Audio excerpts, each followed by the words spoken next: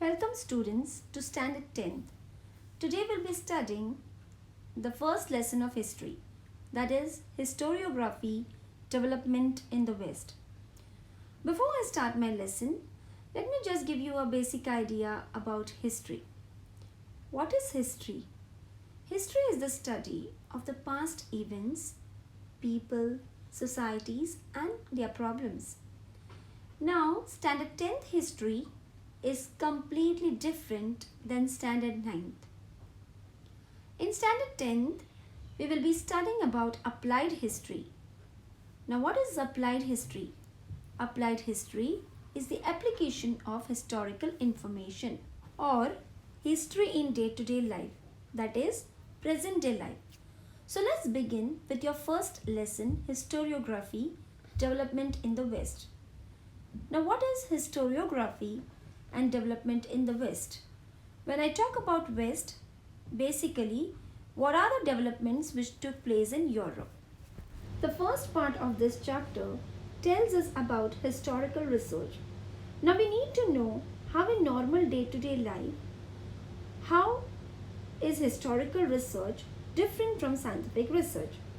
When I talk about research, immediately the image that comes to our mind is a scientist conducting experiments in the laboratory or using electronic equipment. Research doesn't mean only physical research or research of natural science. It also includes historical research. In historical research, we try to understand the chronology of events. Now, what do you mean by chronology? Chronology in simple words means timeline. I will give you one simple example. Like in Indian history, if you want to classify it into three periods, like it's being classified into ancient India, medieval India and modern India. So historical research is about the chronology of events and how they are interconnected with each other. Now there's a big question mark here, whether historical research is the same as the normal science, that is physical science or natural science. I'm talking about your subjects like physics, chemistry, biology. Is it the same? No, the answer is no. In science, we try to prove something else, and in history, we try to verify something else. Now, how do we do this? So, whatever researches that take place in science, that is physical science or natural science, they are all based on empirical method. An empirical method is nothing but experimentation method. For example, orange fizz. Like, if you take an orange slice and dip it into the baking soda, then you take a bite. As you chew, it should start to bubble in your mouth. Now, can we do the same thing in history? No, that is not possible.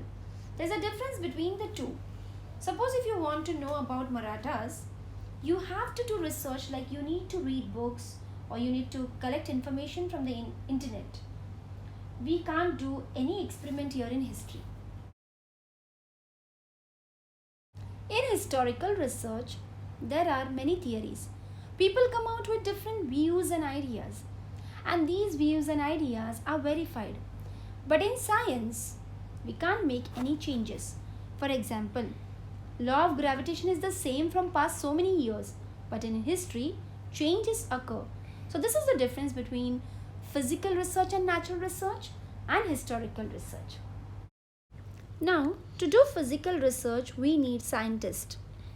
Same way, to do historical research, we need experts.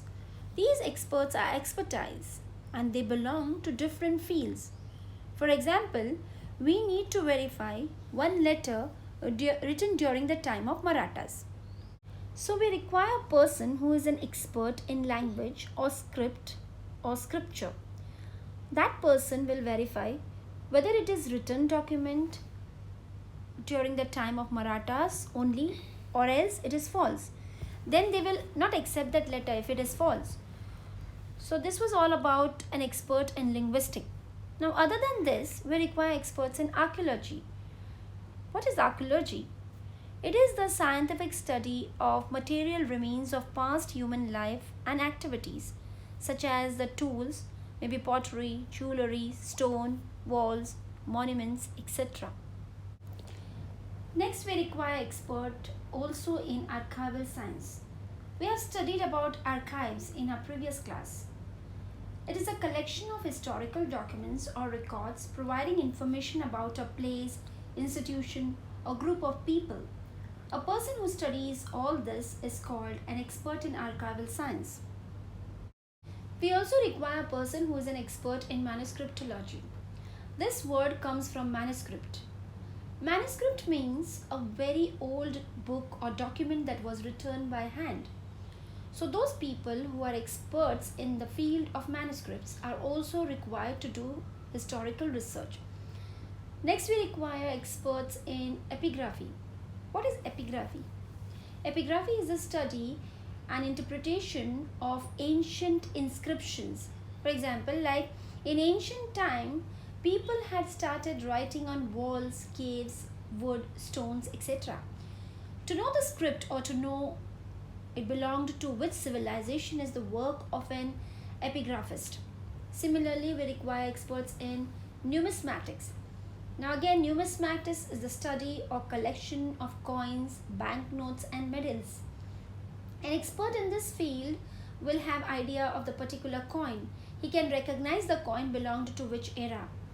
He has a detailed information regarding the same. Next, we need expert in genealogy. What is genealogy? He is an expert in genetic analysis. He knows about family history. If somebody is doing research on prehistoric period like Homo sapien or Homo erectus. Now, Homo sapien are the species to which all modern human beings belong. Same way with Homo erectus is an extinct species of the human lineage which has a smaller brain as well as they are less intelligent. They belong to which civilization is the work of an expertise in genealogy. So in order to have a thorough knowledge of historical research, we need people from all these backgrounds. Now coming to the definition of historiography.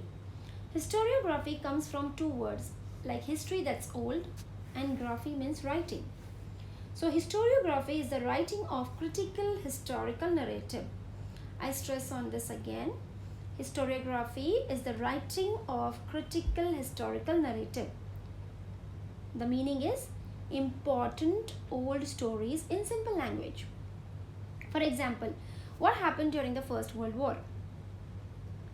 If somebody asked me today to write about the First World War in a story form, I will not know. But if an expert who is knowing about all these things and if he is writing or narrating it in a story form, this person is called as an historian. And the study of this is called as historiography.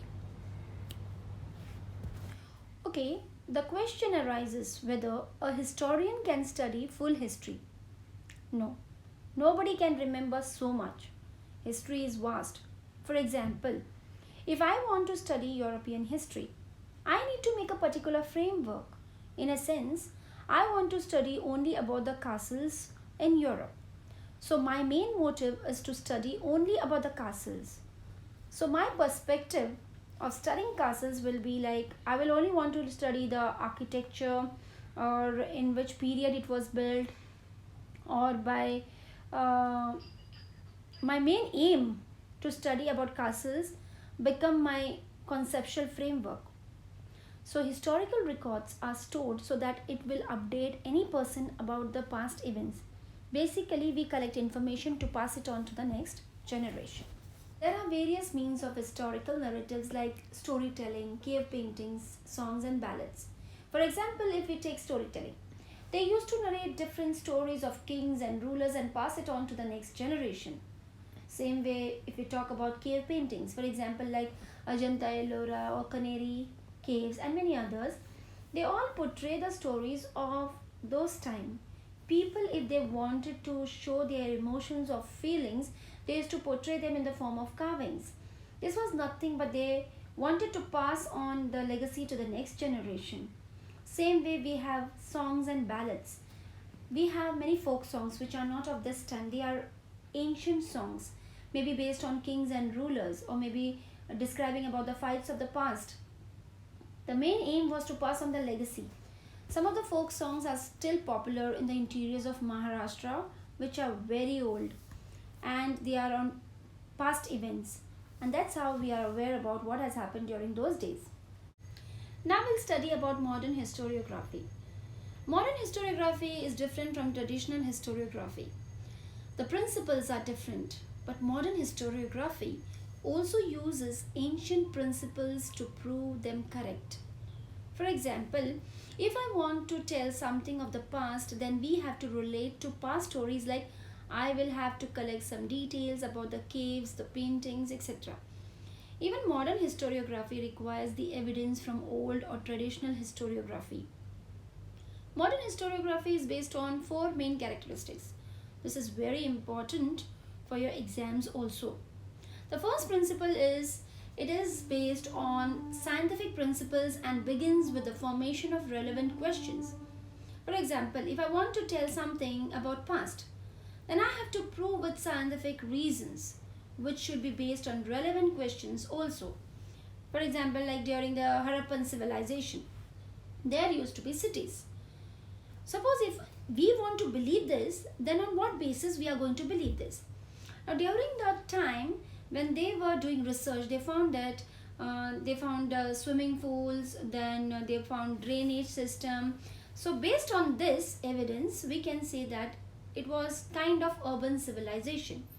The second principle is questions are anthropocentric. What is the meaning of anthropocentric? Anthropo comes from the word mankind. It is related to human being. So questions are related to only human being and society. Like how human beings made their livings in the society. What were their activities, etc. Now we move on to the third point, that answers are supported by reliable evidence. The proof whatever we are giving should be scientific and should be real. It should be based on facts. How can you prove that this letter was written by Jawaharlal Nehru? Because of his signature. Maybe his signature was matching, or maybe handwriting was matching. Based on that evidence, we can prove it. Next, we move on to the fourth point, that is presents a graph of mankind's journey with the help of past human deeds. Now we'll take another example, like people in medical science have progressed. They have made use of various technologies and techniques. Same way with the democratic system. Like initially, there were kings and queens. But now we have a proper government. So these are the four main characteristics of modern historiography. Now we move on towards the next topic regarding Herodotus. Now who was Herodotus? He was a Greek historian of the 5th century BC. He is also known as the father of history. He wrote his famous book, The Histories. During the 18th century, there were changes which led to modern historiography. Now, why these changes occurred? Mainly because it was a period of Renaissance. During this period, history was given more importance. In the 18th century BC in Europe, there was remarkable progress in philosophy and science, and this progress was noticed also in history. People started studying history on scientific basis, and in 1737 Common Era, that is CE, Göttingen University was established in Germany. This was the first history department. So we'll stop here for today. I have covered up 1.2 till 1.2. Children, I want you to thoroughly read the lesson at least twice, and hope you all have understood my lesson, and thank you for paying attention.